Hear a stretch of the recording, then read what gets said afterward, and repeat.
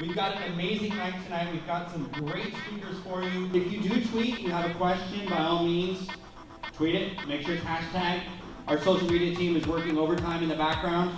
Let's give a big round of applause and a social media club welcome for Kevin Uring while I drink my Chardonnay.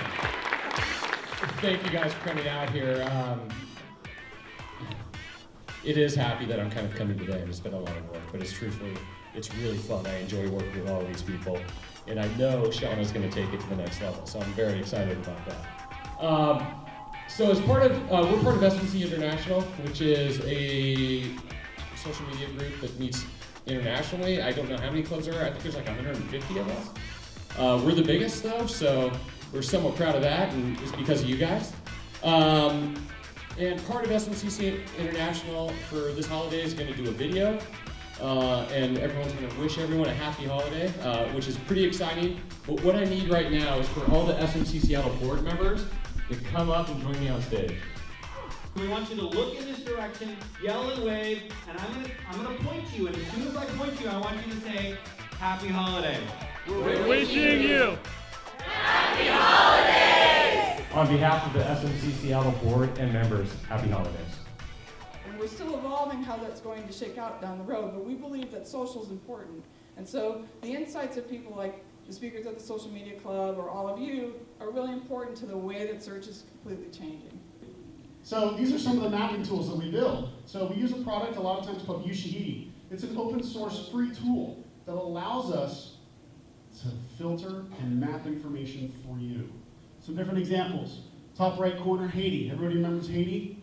We were mapping SMS text messages. We had an SMS number set up for Haiti, and I never went to Haiti. None of our responders from Crisis Commons went to Haiti.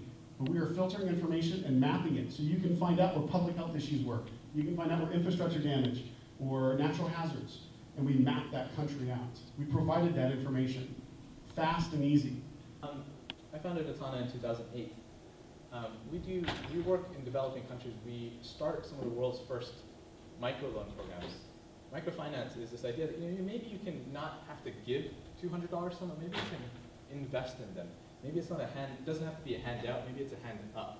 You give them $200, they go to school, they graduate, they get a job, and they actually pay you back. You do it with low interest, you do it with in a way that is low cost and things like that. And we now work in 12 countries. We work on 4 different continents. We have a 99% repayment rate. And there's really, really interesting things that come up here. The average income change that happens is 3x. They go from living out $3 a day to about $10 a day. And in this screen capture, he also really has a nice little sense of transparency, which is another thing I'm going to talk about. So last night, he was at the JBLM crash where the 2 helicopters went down, and he's actually telling his readers at this point, sorry I couldn't tweet earlier. The crashes are in a remote location with sensitivity of situation. I wanted to make sure we had accurate info.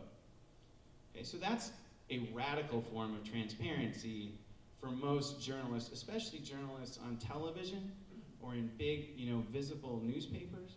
10 years ago, this would have been unheard of. Actually, 2 years ago, this would have been unheard of, because you remember the old news days, right, where the news person knew everything, Walter Cronkite, right, and you were lucky enough for him to tell you what he wanted you to hear.